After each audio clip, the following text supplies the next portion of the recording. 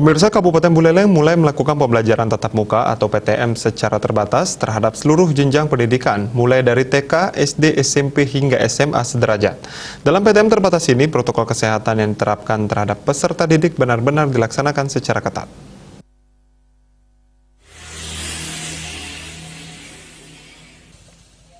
Sekolah-sekolah di Buleleng mulai Senin 4 Oktober 2021 mulai menyelenggarakan pembelajaran tatap muka PTM terbatas dengan menerapkan protokol kesehatan secara ketat.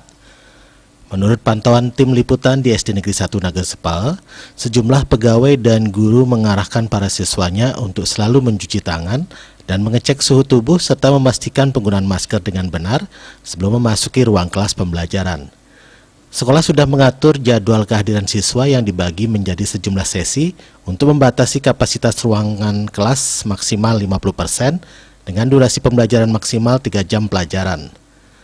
Kepala SD Negeri 1 Nagasepal Nyoman Sadie menjelaskan, sesuai surat edaran pemerintah Kabupaten Buleleng, sekolah mulai melakukan PTM sejak Senin 4 Oktober 2021 dengan skema 50% siswa belajar luring dan 50% siswa melaksanakan pembelajaran secara daring.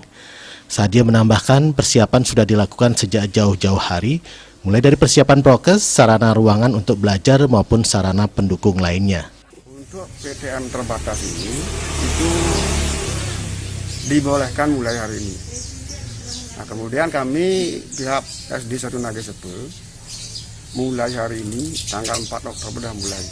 Nah, adapun permintaan dinas di masing-masing sekolah itu maksimal boleh menghadirkan siswa sebanyak 50% dari jumlah siswa yang ada.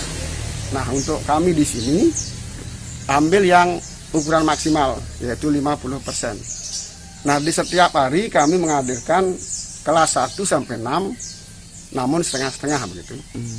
Kemudian besoknya lagi setengah. Dengan jam pelajaran masing-masing anak itu mendapat 3 jam pelajaran yaitu 35 kali 3 menit. Nah, mudah-mudahan PTM terbatas ini bisa berjalan dengan lancar sehingga nanti setelah melewati masa transisi yang 2 bulan ini bisa lanjut mungkin ditingkatkan.